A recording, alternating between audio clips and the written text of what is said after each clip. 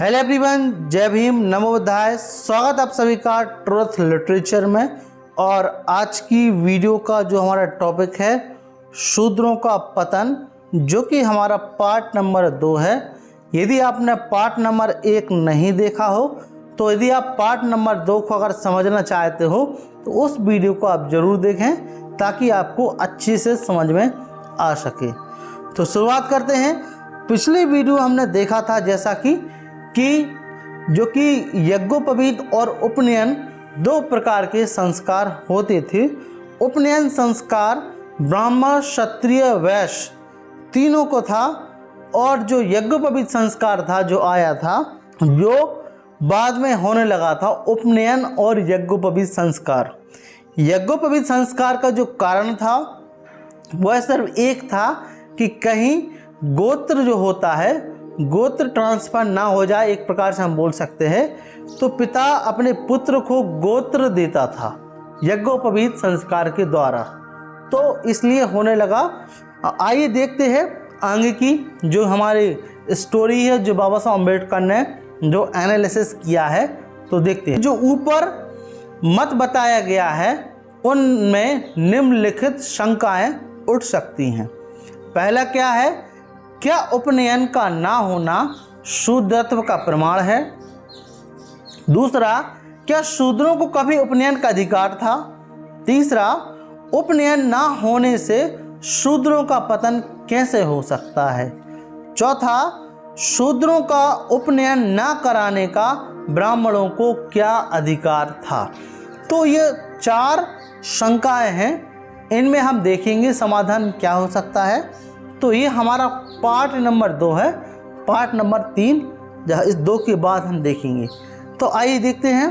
पहली शंका के समाधान के लिए यह देखना आवश्यक है कि भारतवर्ष में न्यायालयों ने शूद्रत्व का क्या प्रमाण माना है। पहली नज़ीर चौधरी रणरदन सिंह बनाम साहब प्रहलाद सिंह की है, जो कि आप देख सकते हो केस नंबर। इसका फैसला प्रिवी काउंसिल ने सन 1837 में किया था। प्रश्न यह था कि आमुख समय में भारतवर्ष में क्षत्रिय थे या नहीं। एक पक्ष के लोग कहते थे कि क्षत्रिय थे, दूसरे पक्ष वाले कहते थे कि सब क्षत्रियों का नाश परशुराम ने कर डाला, और जो कुछ बचे भी थे उनका नाश शूद्र राजा परम पदम नंद ने किया।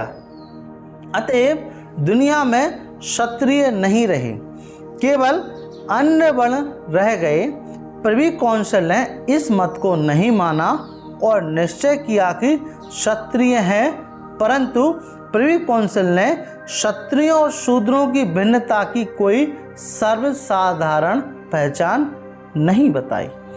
तो जो केस नंबर जो हमने देखा कि इसमें देखा कि क्या बताया कि क्षत्रिय थे, लेकिन ये भिन्नता नहीं बताया, डिफरेंस नहीं बताया।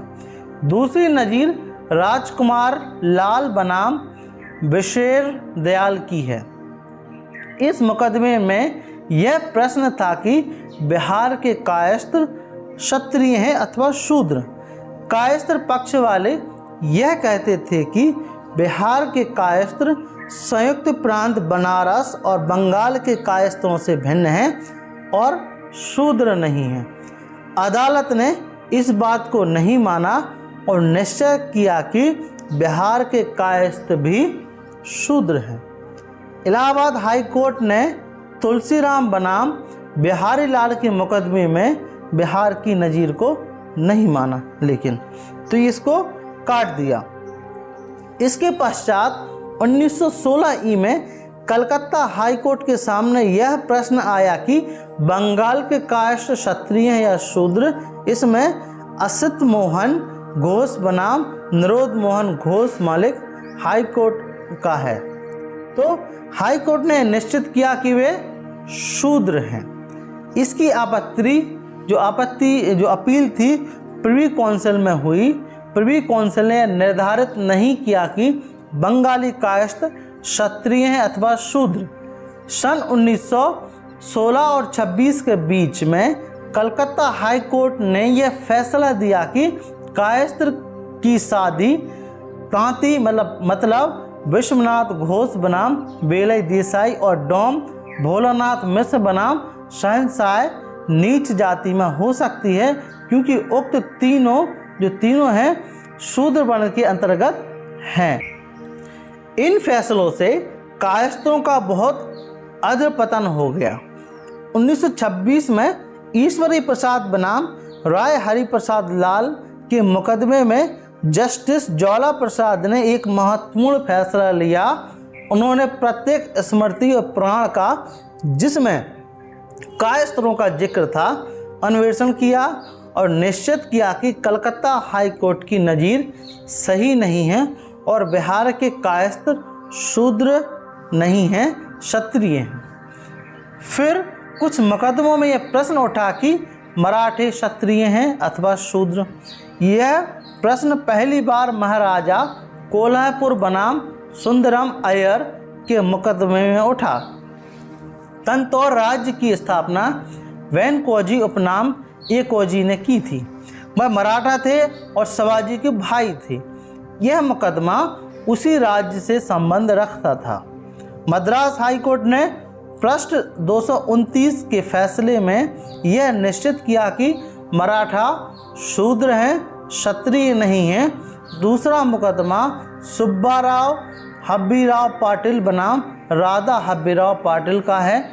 अदालत ने निश्चित निर्णय दिया कि मराठों में 3 विभाग हैं। पहला पंचवंश वाले, दूसरा 96 वंश वाले, तीसरा शेष पहले दोनों विभाग क्षत्रिय हैं। पुनः मुक्का कोने बनाम अम्मा कटी के मुकदमे में मद्रास हाईकोर्ट ने के सामने प्रश्न था कि जो मद्रवा के यादव क्षत्रिय हैं अथवा शूद्र। यादव लोग अपने आप को क्षत्रिय बताते हैं, परंतु अदालत ने उनको शूद्र निश्चित किया। इससे यह प्रकट है कि ऐसी नज़ीरें एक दूसरे के प्रतिकूल होती रही हैं, परंतु हमारे काम के यह आवश्यक है कि इन अदालतों ने क्षत्रिय अथवा शूद्र निश्चित करने के लिए कौन से प्रमाण का प्रयोग किया। ये प्रमाण निम्नलिखित हैं। पहला जो है क्या है कि कलकत्ता पृष्ठ 688 वाली नज़ीर में शूद्रत्व के ये प्रमाण हैं, जिसमें से पहले का पहला है कि नाम के पीछे दास का लगाना, दूसरा यज्ञोपवीत का ना धारण करना, तीसरा कोलकाता का होम का अधिकार ना होना, चौथा अशौच का समय, पांचवा गोद के लिए पुत्र का पिता की संपत्ति का अधिकार ना होना। तो जो कलकत्ता हाई कोर्ट ने जो हम बोल सकते हैं जो फैसला दिया था इन प्रमाणों पर दिया था। दूसरा जो प्रमाण था दूसरा पटना का, जो कि पृष्ठ 606 वाली नज़ीर में ख्याति को प्रमाण माना। क्या था कि यदि कोई जाति क्षत्रिय के नाम से प्रसिद्ध है तो वह क्षत्रिय है। तीसरा जो प्रमाण माना, जो तीसरे में जो कि मद्रास में वाली नज़ीर में बहुत से प्रमाण माने गए, जिसका पहला था कि जाति का आत्मज्ञान और दूसरा उपनयन संस्कार। यह भी निर्णय हुआ कि कोई जाति अपने को क्षत्रिय वैश्य सिद्ध नहीं कर सकती तो वह शूद्र है। जो चौथा जो बम्बई का था, जो पृष्ठ 497 में ये प्रमाण माने गए। चौथा का ये क्या था इसमें कि जाति का आत्मज्ञान, और पांचवा रीतिया, छठवा जाति का दावा एक दूसरे माने गए या नहीं। इन प्रमाणों में कुछ तो व्यर्थ है, जैसे कि होम का अधिकार, जाति का आत्मज्ञान, केवल उपनयन का प्रमाण ठीक हो सकता है, परंतु अदालतों ने इस प्रमाण को ठीक वर्णन नहीं किया। वास्तविक प्रथा और अधिकार में कोई मतभेद नहीं किया। कहीं कोई जाति यज्ञोपवीत पहनती है, कहीं नहीं पहनती है। इसी गड़बड़ी से मतलब इसी से यह गड़बड़ी हो गई कि कहीं क्षत्रिय मानी गई, कहीं शूद्र मानी गई। असली प्रमाण यह नहीं कि अमुक जाति यज्ञोपवीत पहनती या नहीं, असली प्रमाण यह है कि उस जाति को उपनयन का अधिकार था या नहीं। यदि उपनयन का अधिकार था तो वह क्षत्रिय है, यदि ना था तो शूद्र है। तो सिंपल है। तो मैंने डिफरेंस जो पहले पार्ट में अगर आपने देखा होगा, फिर से रिपीट कर रहा हूँ कि यज्ञोपवीत और उपनयन संस्कार में डिफरेंस था। तो जो पहली जो संख्या थी कि क्या उपनयन का ना होना शूद्रत्व का प्रमाण है, तो बिल्कुल है। हम ये कह सकते हैं कि जो जाति को उपनयन का अधिकार था वो क्षत्रिय है, जो नहीं था वो शूद्र है। अब दूसरी शंका हम बोल सकते हैं कि सर्वथा निराधार है।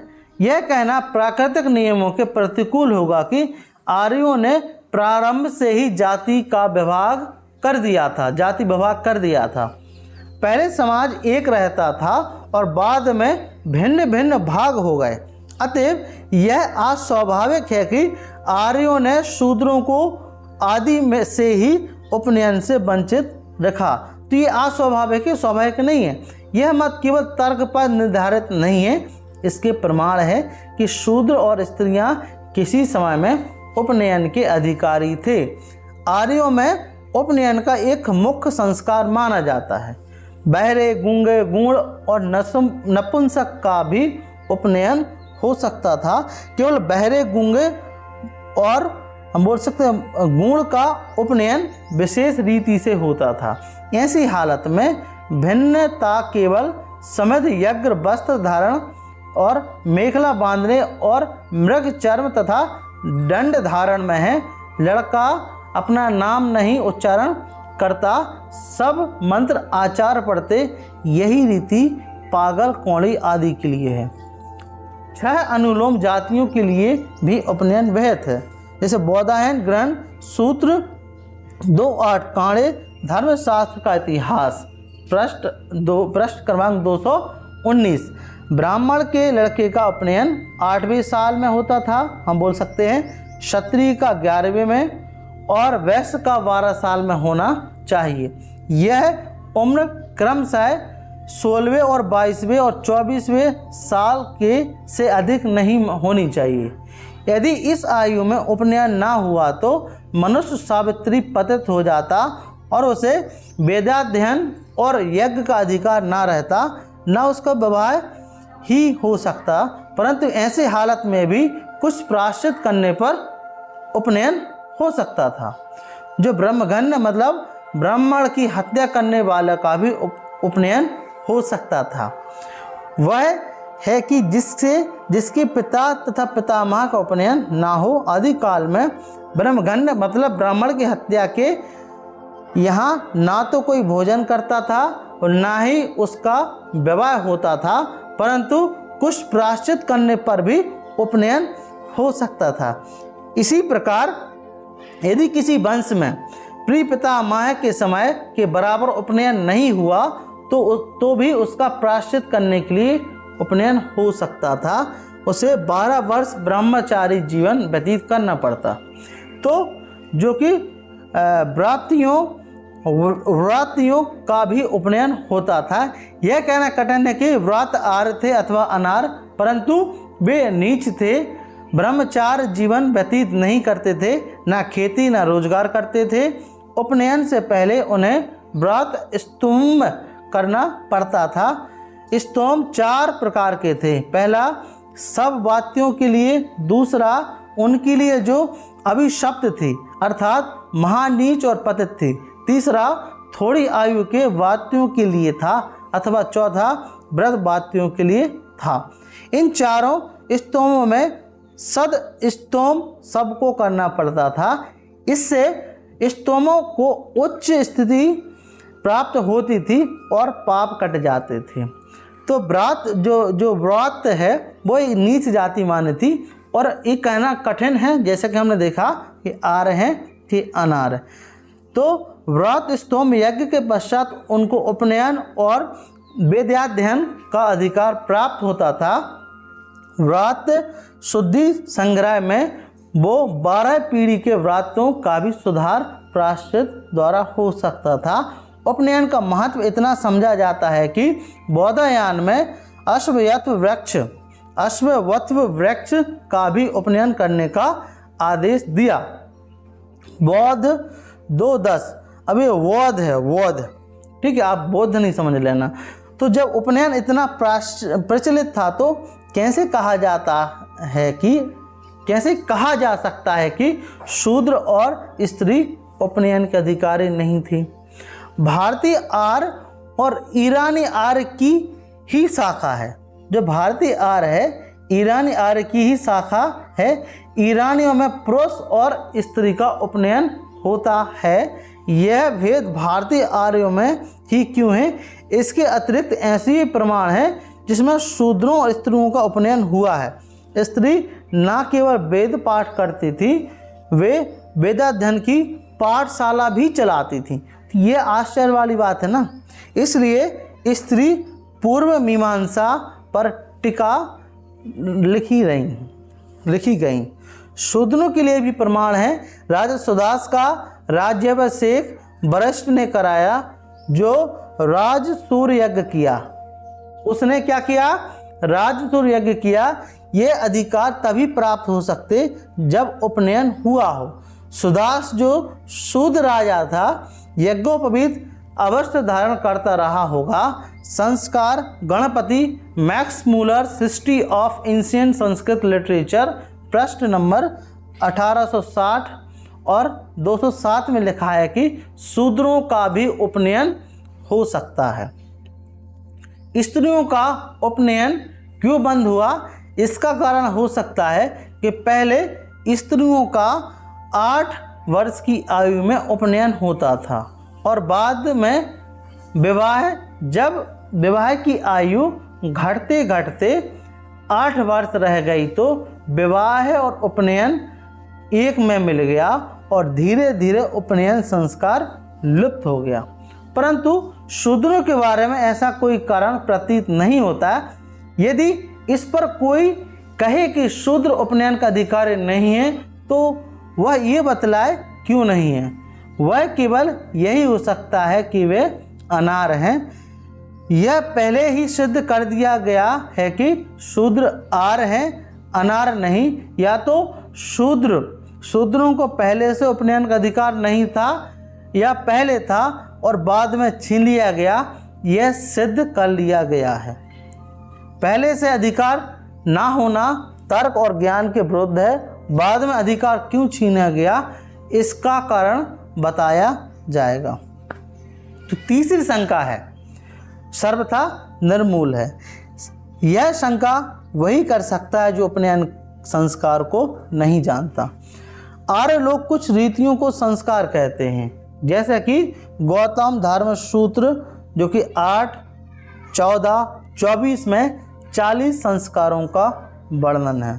पहला है गर्भधारण, आप बोल सकते हो, जो पुंसुंग सवन, सीमांतोयन, जाति कर्म, नामकरण, अन्नप्राशन, कौल, उपनयन, वेदों के 4 व्रत, विवाह, महापंचयज्ञ जिसमें देव, पितृ, भूत, मनुष्य और ब्रह्म, सप्त पाक यज्ञ, सप्त हवि यज्ञ और सप्त सोम यज्ञ।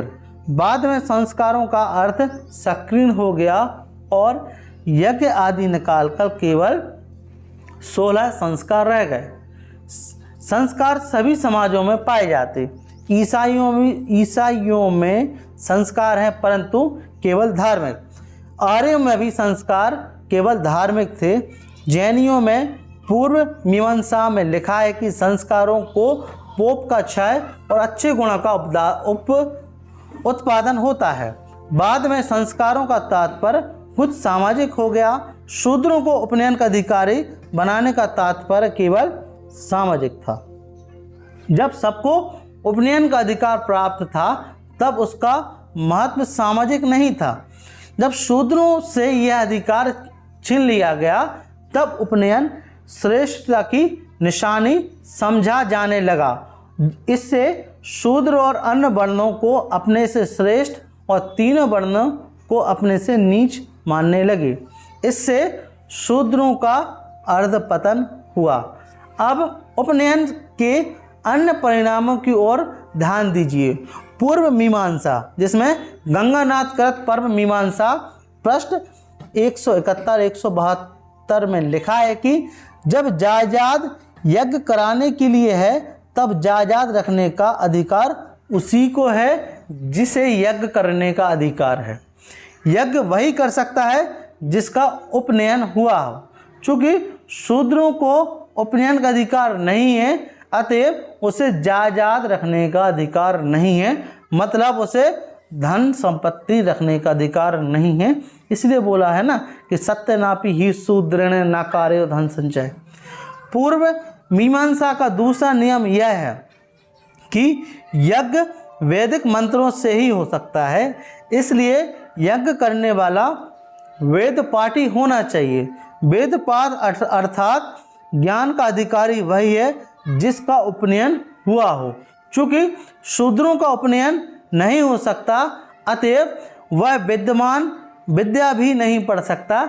इस प्रकार शूद्रों के लिए जायदाद प्राप्त करना और विद्याधन करना दोनों का मार्ग बंद हो गया। उपनयन का आर्यों में यह महत्व है। क्या महत्व है आइए जानते। अतएव ब्राह्मणों ने शूद्रों को उपनयन का अनाधिकारी बनाकर उसे मूर्ख और निर्धन बना दिया। ब्राह्मणों ने कहा कि शूद्र शमशान की भूमि के समान है।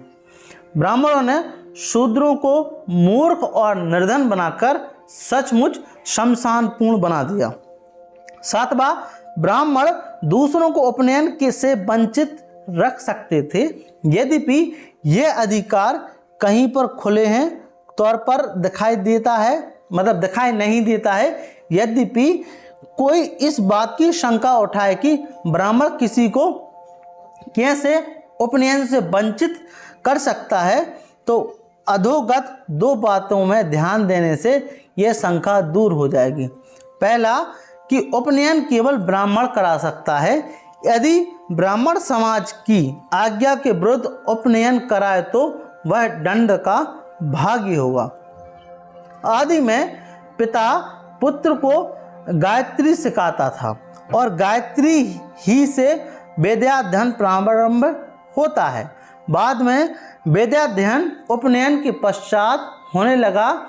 उपनयन संस्कार समाप्त होने पर लड़का आचार्यों से घर जाकर रहता और वेदाध्ययन करता। आचार्य कौन हो सकता था और आचार्यों के गुण क्या हैं, इस पर पुराने समय में झगड़ा चला रहा है। आचार्य वह हो सकता जो वेद परंपरागत हो। आप स्तंभ धर्म सूत्र 111 काणे 2 पृष्ठ 324 के अनुसार यदि कोई आचार्य जो वेद ना पढ़ा हो किसी शिष्य को पढ़ाता है तो आचार्य अंधकार में पढ़ता है और शिष्य भी अंधकार से पढ़ता है।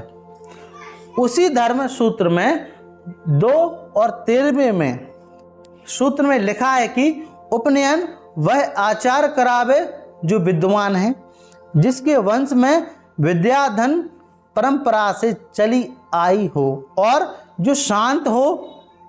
ऐसे आचार्यों से वेद पाठ तब तक सीखना चाहिए जब तक कि वह धर्मच्युत ना हो।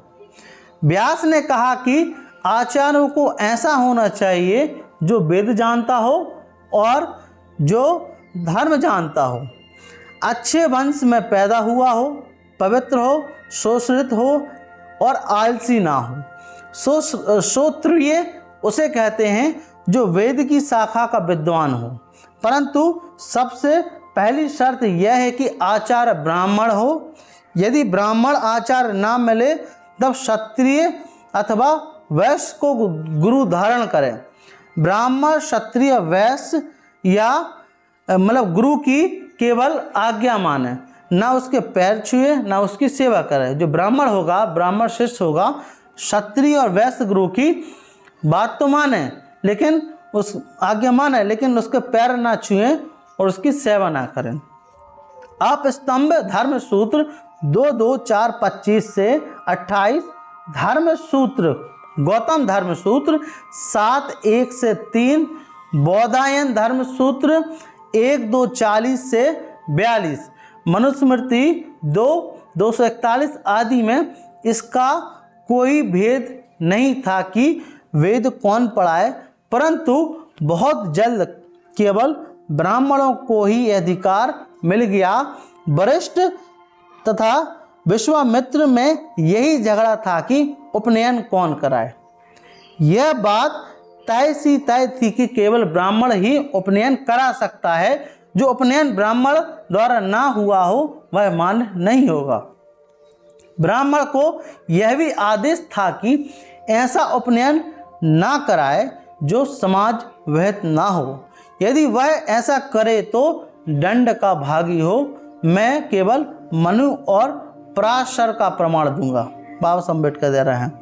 मनु 3:156 में लिखा है कि जो शुल्क लेकर पढ़ावे, जो शुल्क देकर पढ़े, जो शूद्र को पढ़ावे, जिनका गुरु शूद्र हो, जो कठोर वचन बोलता हो, पवित्रता का पुत्र हो और विधवा का पुत्र हो, ऐसे लोग यज्ञ के अनाधिकारी हैं।